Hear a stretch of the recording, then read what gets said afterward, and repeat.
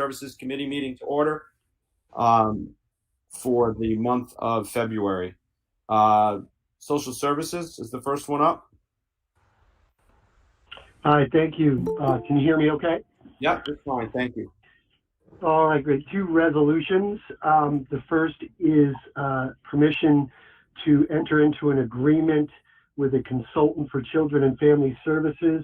That will really mirror a contractual relationship that I'm able to have in my income maintenance or eligibility department. It's a part-time position, often filled, in fact, always filled by someone who at one time or another did the full-time work and retired. And that's been very valuable down in eligibility because they're able to help pick up a lot of slack, particularly in these times. So, you know, I investigated with my staff the possibility of a consultant up in children and family services, again, to help with intake, to help with casework, to help with going out to homes, to work with children and families. It really works like a part-time position, but it's a contracted consultant position. I just would like to have it available for those times where it does get really tough. And I can reach out to former caseworkers who've retired and see if they want to come back and do the work. Any questions? So moved. Patsy, second. I'll second it, Morel. Second, Morel. All in favor? Aye. Aye. So carried. Thank you. The second request is a request to fill one caseworker position. I was at the budget and finance meeting at 2 o'clock, and I had sent a resolution in late last week. So I did get notified by a caseworker that she would be retiring effective March 12th. I would like to be able to fill that position upon its vacancy and backfill any position that ends up becoming vacant as a result of that. Okay. Any questions? Second it, Gary. All in favor? Aye. Opposed? So carried. And that's all I had, Chairman. I'm staying on the line per usual to help out any fellow department heads or answer any questions that anyone might have of me. Anybody have any questions for Bob? Okay. Public health? Okay, we have two resolutions today.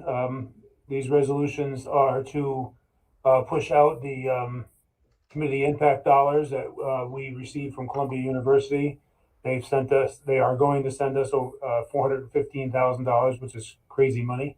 But as COVID has changed things with the way things have shut down and the state budget and whatever, and Columbia modified their request, they were originally looking for innovative community programs that would be new now, or not now, but they revised their stance, basically saying in order to continue to address the opioid issue in the community, we need to support the existing programs. So both of these resolutions are to push out these community impact monies to Twin County Recovery Services and Mental Health Association. This is Twin County Recovery Services. This is for recovery coaches. We've done. I do take some pride in the fact that we use money from our opioid OB2 monies to create the recovery coaches program. We now have 7 active recovery coaches in the county who are, at a moment's notice, the hospital can call them and take them in and talk to these people and whatever. It's going to be to support that at Twin County Recovery Services. Make a motion. So moved. I have a question. Okay. Yeah, my question really has to do with coaches. Is that supposed to be coaches or couches? I wrote Kelly already. I know it's a minor point, but it's in the record. You're right. It's coaches. Recovery Coaches. Thank you. Jack, are these coaches are compensated? Yes. They're not volunteers? Or They have been volunteers up until this point. Two of them are, one of them is a full-time at Twin Counties. He's also a program coordinator there as well. Another one was a part-time. So the rest of them are volunteers. The rest of them have been volunteers. So this is in support of that continuing effort. so I'm sorry. Two of them will be salaried, and the remaining 5 are volunteers. Well, they remain. Well, there's a stipend that goes to them. There's an effort in the state to get them certified so that they can bill for their services, so that their services can be billed for. But it hasn't happened yet. So there's stipends for the others. Any other question? I know we had a first. I need a second. I'll second it, Musselman. Musman, all in favor? Aye. Opposed? So carried. Second resolution is for Mental Health Association. This is the same thing, pushing this money out. We are supporting youth recovery services. There was a house. There was a house in Columbia County I think it's up on Columbia Street, where youth can stop by. Youth who are in danger of opioid use can stop by. The program lost the funding for it. This would restore that, so that that effort can continue. Some of you may be familiar with MCAT, which is a wonderful program. It rolls out. That was supported by district funds, which came down from the feds. That program is ending. So part of this is also to continue to support the MCAT to keep that team going. So that's what this was about. I'll move that, Yuri. I'll second it, Morel. I have a question, Go ahead. Jack. Where's that house in Hudson? I don't know where that is. That was up on Upper Columbia. I can find out for you, Linda. Thank you. I You think can email it. they had to shut it down, and then this money became available, and we're actually able to expand the services. But I'll send it to you. Could you send it to us all, because it'd be nice for us to get the word out that this exists. Yeah. We had a first by Beery and a second by Morel. All in favor? Aye. Opposed? So carried. Dan, are you on? Before we move on to mental health, I don't know who that is. Are there any questions for Jack? Just 1 second. All right, Dan? Sure. Thank you, Chairman. Good afternoon, everybody. The first resolution that you're looking at has to do with just aligning what was previously presented in the form of resolutions for the Mental Health Association as well as Catholic Charities in terms of monies that they had budgeted versus the state aid that they had received. So what we'd like to do is just amend that so that the numbers make sense and are in better alignment as far as what each of those providers are actually receiving. Any questions with that? I'll entertain a motion. Take it, Musselman. Second? Sterling. All in favor? Aye. Opposed? So carried.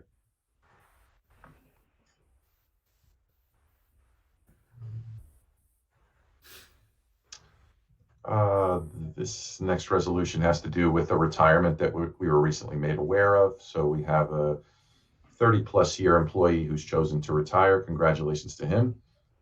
This will need to be backfilled so that we can maintain our day-to-day operations of serving the public with clinical services. This is a win for us in terms of finances. You'll see down on the financial piece that we're looking at an approximate savings of $16,000 when we take in the longevity that this person had added to their annual salary, as well as the incoming position that we're going to be using. We're trying to phase out. Some of you may remember we're trying to phase out. Sorry, it's me. We're trying to phase out the psychiatric social worker title for the behavioral health social worker title. and the senior behavioral health social worker title, which come in at a lower grade. Any questions? My question is, Go ahead. I'm sorry. Is that who asked the question? I was trying to ask a question. I'm sorry. Dr. Adams. I understand you're reducing the pay grade. What does that mean for the services that are being provided?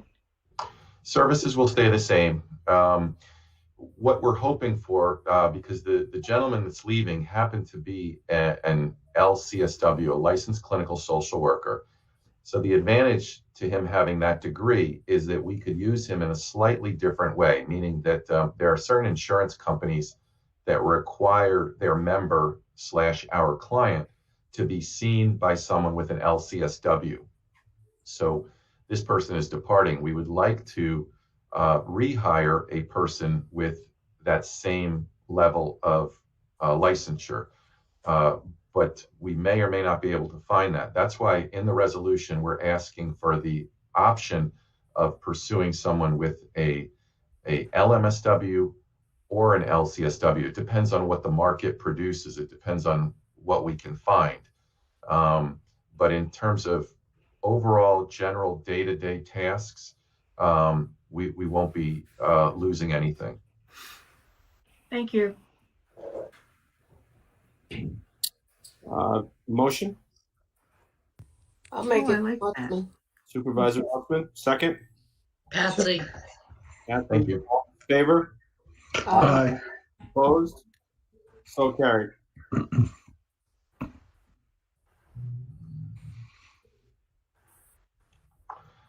This next resolution is a request to bring on board I think 2 new members to the community services to the subcommittee of the CSB, which is the Alcohol and Substance Abuse Subcommittee, and that would be bringing on board Carl Quinn from Greener Pathways. He would make a very welcome addition to the subcommittee, and then we also have an application from Kaya Bache to our intellectual and developmental disabled subcommittee, excuse me. And Kaya also would make a really wonderful addition as well.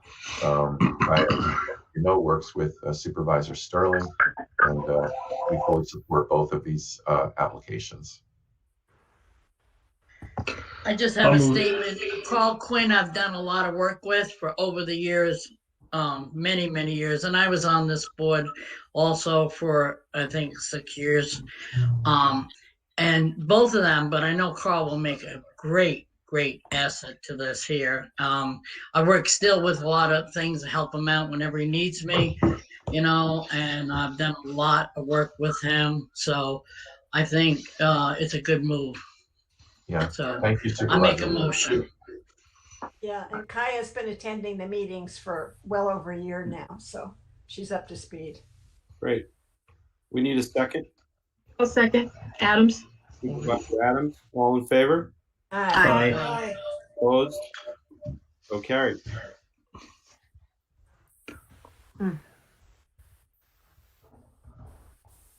Okay, let's see, what are we looking at here? Okay, so this is just a request allowing us to enter into a business associate agreement with an outfit referred to as Jotform Incorporated. The way that we're going to use or work with Jotform is as we prepare to enter deeper into this remote world, what we've realized is we have to start taking a lot of the hard copy forms that we gave people upon admission to complete to help us admit them, that we need to start figuring out ways to do them in an electronic fashion. And through this cloud-based software, we're going to be able to direct prospective clients to a link, and they'll be able to complete all of our forms electronically, and then we can download them and put them directly into the person's chart. Because one of the things we're talking about and have been talking about is how can we operationalize something like the open access walk-in clinic that we had prior to the pandemic and the shutdown. We need to recreate that in this virtual environment. So we've been strategizing about the best way to do that. And this is going to take us one step closer to doing that. Just a question, Dan, what's the cost? There is no cost, Morel. At this Okay. point, the platform has waived the cost for the HIPAA compliant version for providers like ourselves because they've seen that multiple, agencies and organizations have had this need. So thankfully, they've waived it. And should they reinstitute it, it's a very minimal annual fee. I don't think it exceeds more than a couple $100. But at this I'll point, move it. I'll move it. I'm second it. All in favor? Aye. Aye. Opposed? So carried.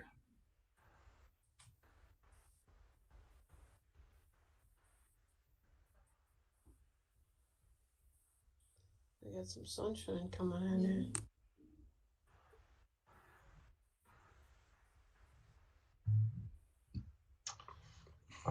Okay.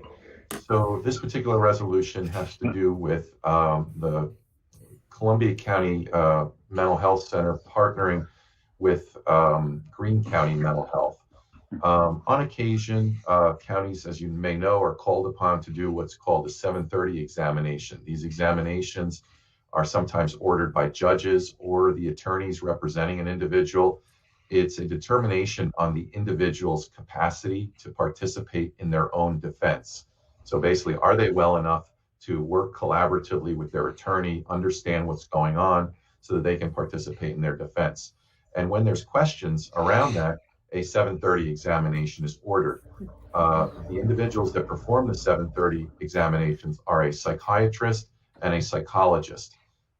Due to circumstances beyond Greene County's control, they've lost one of their psychiatrists.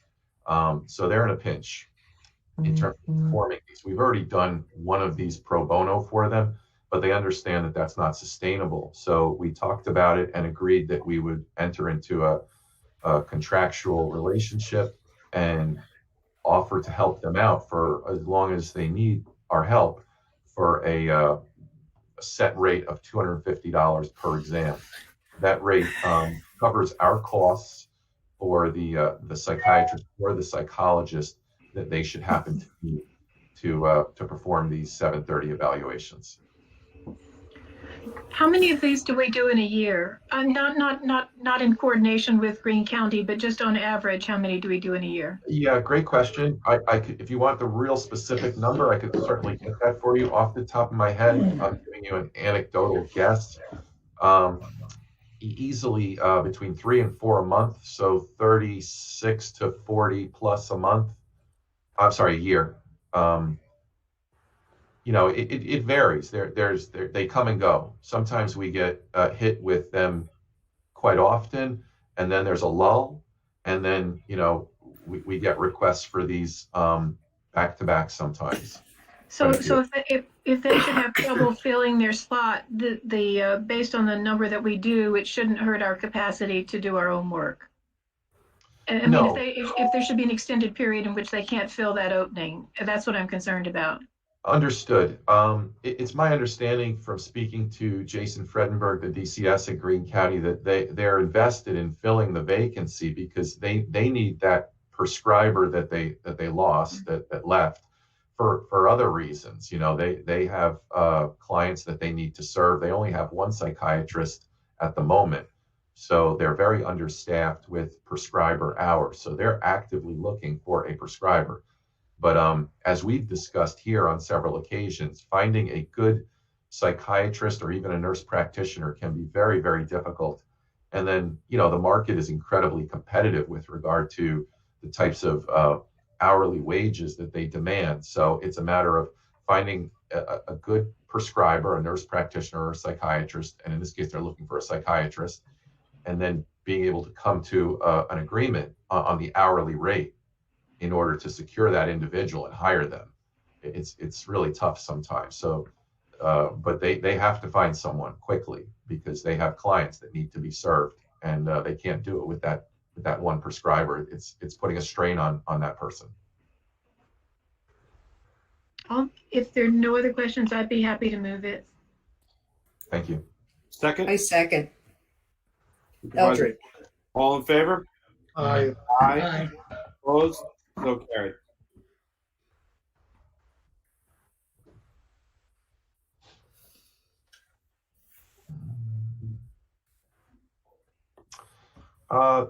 I wasn't, to be honest with all of you, I wasn't sure if this necessitated a resolution, so I'll have to maybe get some feedback either on now or offline. But what's going on here is that the New York State Department of Health oversees the care management agencies, or what we often refer to as our care coordination program. This is the program that is headed up by John Lyons here in the Department of Human Services. And there are other care coordination programs throughout Columbia County besides our very own under the Department of Human Services. What's happening in a nutshell is that the Department of Health has realized over time that they don't have the kind of expertise and familiarity with the complicated presentation of the behavioral health population. Our folks, to put it mildly and with a massive overgeneralization, they're a complicated population to treat because not only do they have mental illness, but they often have substance abuse issues. And on top of the mental illness and substance abuse issues, they may have many comorbid medical issues. So as a result of this realization, the Department of Health has said to the New York State Office of Mental Health, we would welcome you taking over this specialized sort of care coordination program. And that in fact has occurred, and our care coordination program here at the Department of Human Services, because we specialize in providing care coordination to people that have mental health and other behavioral health issues, we've been selected as one of these specialized mental health care coordination programs. And that's going to be transitioning over the next couple of months. So I just wanted to, I guess, use this resolution to inform all of you as part of this home committee that this is occurring. There should be no changes really in terms of how we operate and how we serve the clients that we currently serve, because they are in fact the population that these specialized mental health care coordination programs are intended to serve. But that has not been the case everywhere. But in our case, it happens to be the case. So it's a pretty seamless transition for us. Any questions? I have a question. Is this a pilot program? No, as I understand it, it is not. It is, the decisions have been made by the Department of Health and the New York State Office of Mental Health. I think it just came as a realization, mostly to the Department of Health, that they weren't as familiar and aware of the subtleties and the nuances of working with such a population, and they deferred to their colleagues in the New York State Office of Mental Health and said, hey, it would be better for you guys to oversee this and to administer this.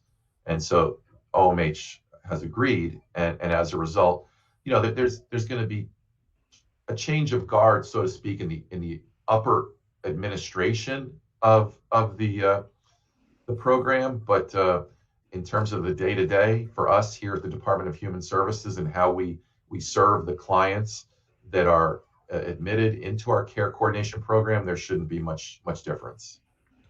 So we're already doing this? Pretty much, yes. Pretty much? Yeah. Okay. Is there a fee involved with this? Yeah. Or a contract or anything like that? Is there a fee or a contract involved with this? No fee, no contract. We're just memorializing it for the record, correct? Sorry, say that again? We're memorializing what we're already doing? Well, we're memorializing that there's been a change in terms of the oversight. And that's why I wasn't sure that it necessitated a resolution. The health department. I'm sorry, say it one more time, please. Go ahead, Dan. I said we're changing the oversight over to your department from the health department. Well, no. I'm sorry. I should be. This is the New York State Department of Health and the New York State Office of Mental Health that I'm talking about. Right. Those are the two entities that are transferring the oversight. Our care coordination program here, ultimately, that is overseen at this moment by the New York State Department of Health. What's happening is the New York State Department of Health is transferring the responsibilities for overseeing our care coordination program to the New York State Office of Mental Health. Okay. I'm not sure if this actually needs a resolution, but I understand the want to memorialize it. So that being the case, I would make a motion. I'll second it. All in favor? Aye. Aye. Opposed? Carried. Thank you.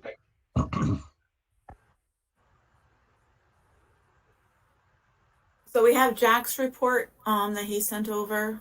I don't know if anybody's got any questions about it. It came this morning. Oh, may I ask one question, please? Sure.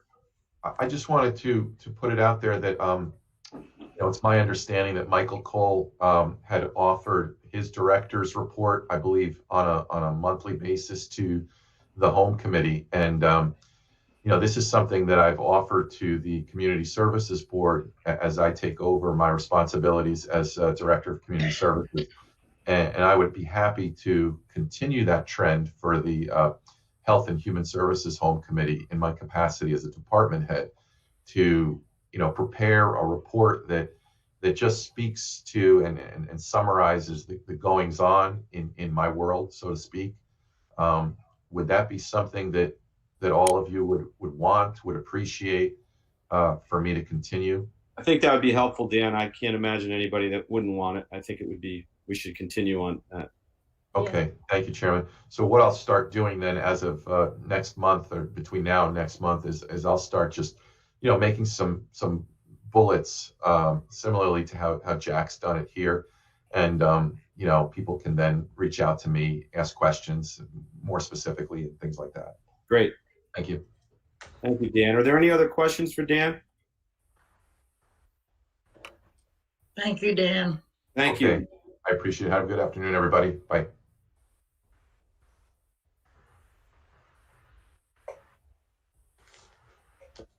Sherry, anything else? No, I don't believe so. Did everybody get Jack's report? Yes. I think Jessica's on as well, correct? I don't see her on here now. Yes, I'm on. Oh, there she is. Okay. Anybody have any questions, Jessica? Yeah, I do. I never really know exactly what Jessica does for the county. If she could at some future time explain some of those things to us, that would help me. Would you like me to send you something like I had sent to Chairman Lagonia last week after speaking with him? I can send you a list of job duties and the new job description that has been approved by the county as of a year and a half ago. Sure, I would just, as a relatively new person. And I can give you, exact dollar amounts and things like that we receive from OCFS and the agencies that we contract with. And obviously we didn't contract with any municipality other than the city of Hudson this year due to COVID-19 and no summer programs running. But I was able to execute 12 contracts with our agencies and get all of the state funding allocated to those agencies. So I can drop it in an email if you'd like to the entire committee if that would help. That would be helpful. Thank you, Jessica. That'd be great. Okay, Thanks. Thank you. Can I just ask who that was inquiring? Supervisor. That was Linda Mussman. Yes. Thanks, Jessica. Okay, great. All right, thank you. You're welcome. Is there anything else anybody has any questions on? If not, I'll entertain a motion to adjourn. Wait a minute, Jack, did I have to do anything more or should I just hang low still? After which is really hard for me to do. We all have a deep Do appreciation. more. That's my idea. Do more. No, about that other situation about up here. Should I just be? I think that Mr. Gibson's involved and whatever. So I'd say hang low. Oh, thank you. You're the first man that ever told me that. Patsy, I don't know how every meeting you manage to make me envious of what is happening in your town. I don't know what's going on up there. Kinderhook is definitely the leader of the county. After Be Jack careful what Damon, you wish for. Yeah, Anybody can have it. Rob's got the first choice. I got first dibs. Yeah. Patsy, I want to congratulate you on the definition of art and sign. On what? On the definition of what is art and what is a sign. Anybody want a motion to adjourn? Now, I have a question for Jack. Okay, Jack, when is the county standards right now in the vaccination? When we will be started the vaccine in the underlying condition? As of this week, we're receiving 100 doses to doing underlying conditions. How you register? Well, we are in the process of sorting that out. I mean, we know that there's thousands and thousands of people out there that qualify for those 100 doses. Well, right now, we sort of put it on hold because the weather that has rumbled through the Midwest is affecting us in that we have 500 doses of second doses that never left the warehouse in Louisville, Kentucky. And we're a little nervous that we might not see it before Thursday. Okay. And the other 200 doses we're getting 100 for essential workers and 100 for comorbidities. We're not sure we're getting it. So as of this morning, we discussed putting off doing those until next week, just because we're just not sure if we're going to get these things. So we could put a link on CDMS and just open it up and let people sign up. We could try to target groups. The problem with putting a link on CDMS is that some 23-year-old kid who's morbidly obese is just as qualified as a 75-year-old with advanced heart disease. And it seems like there should be some way, even though it's 100 doses and we really can't divide it up very well, there should be some way of getting it to people who are at a higher risk. Okay. So we're talking about that today. But the one way we've discussed is just that put the link out there and whatever 100 people sign up, they sign up. So You should be telling everybody in your community that they need to get a letter from their doctor. Yeah, that's fine. No, I know, but they should get that ahead of time because we never know how many immunizations we're going to get, and potentially maybe next week we get 500. We don't know, and we would hate for them not to be ready or be I got it. Shot. So. We've also been advising people on the call center. We've had quite a few phone calls today from people with comorbidities wondering about the vaccination. So, and every phone person is supposed to be telling them that they need a letter from their doctor. So hopefully that will help alleviate that situation. And it has been all over the news. So I'm hoping people are actually listening to it. So we're not taking names, we're just having them go on a webpage? Yep. I don't know That's how. correct. I don't know how it's doing unless we target certain groups. I mean, if we've been doing closed pods, we've been doing targeted pods. Do we contact the Cavell House, the cancer place, and say you've got 15 slots? Do we target? We've been talking about all different options. You know, the call center still has, I don't know, Sherry, 100 or so people that are seniors who. We have more than that. There's still quite a few. We've had probably still about 200 seniors that are on the list. If you're 75 years old, the odds are probably 9 in 10 that you're going to have comorbidities, and those people are the ones. The single greatest indicator of possibility of death from COVID is your age, and so senior citizens are just at a super high risk of dying from COVID. So, you know, today we've been kicking it around. How do we do this? How do we reach people that are truly the most at risk of this? To your point, Rob, about the one, we don't know what we're going to get. Matt and I were on a call earlier this afternoon with the governor, and he indicated that for the next 3 weeks, we can count on getting what we're getting this week, which is 100 doses for essential workers and 100 doses for comorbidities. So, and that's 100 doses a week. So it's going to continue to be limited for the month of February at this point. You should also tell everybody, you know, in your towns and we never know when these pop-up sites come up for the state. which they did this weekend, and they had quite a few openings all over the state. They did not open up SUNY Albany. I would assume they're going to do that again. So you just have to keep checking that Am I Eligible site to see if there were any openings in those. But the Utica, from Javits Center all the way to Plattsburgh, that they had different spots where you could get, a spot. So I have another question. I already sent it some of the name of our 65. What is the status for them? They have to go again, or how they do that? If you're 65 and above, I can't vaccinate you unless the governor hands down particular. They have to go to pharmacies. Pharmacy. Yeah, that's the only place they can get it. Okay. And on the call that we were on today, it sounds like the pharmacies are getting more and more vaccinations. So they should be more readily available. It doesn't mean that, that's the end all be all, but they will be more readily available. Chairman Morrell, did you mention that we would be having a COVID update this week or next week? Next week, the 25th in the evening. I think 5:00 we said. And that will be myself, Jack, David Harrison, Rob Lagonia, and Sarah again.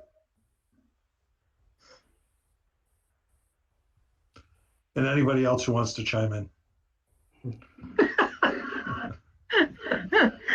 And here, to your question in regard to the numbers, numbers posted today, we had 26 cases today, but we took yesterday off. So, that's 13 a day or whatever, but the numbers today include Saturday, Sunday, Monday, and Tuesday. Okay. That was a good number, Jack. That was great. So yeah. When I put the thing out, I'm going to clarify that because I'm already getting questions about what happened to Saturday and Sunday and Monday. For 4 days. I think one of those days we had like 8 cases. It was just like really dipped down a lot, which is it's all good. Yep. Well, that's good news. Very good. Any other questions? To open up the town again. I don't know why.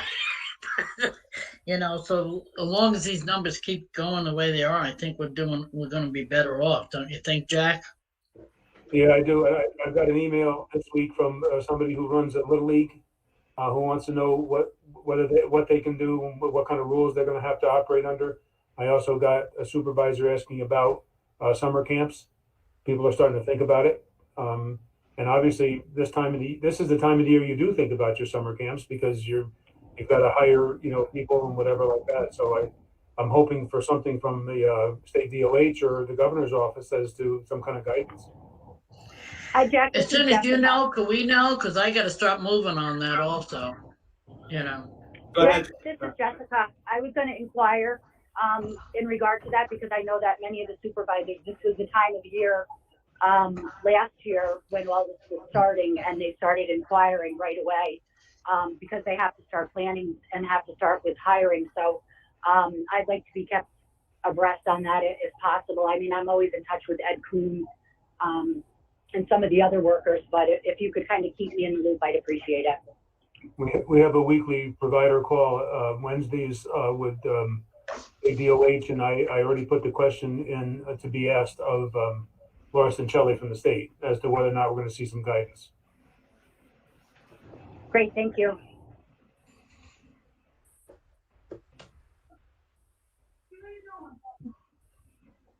Any other questions? No. I'll make a motion. Cocktail time. Second. All in favor? Aye. Opposed? So carried. Good night.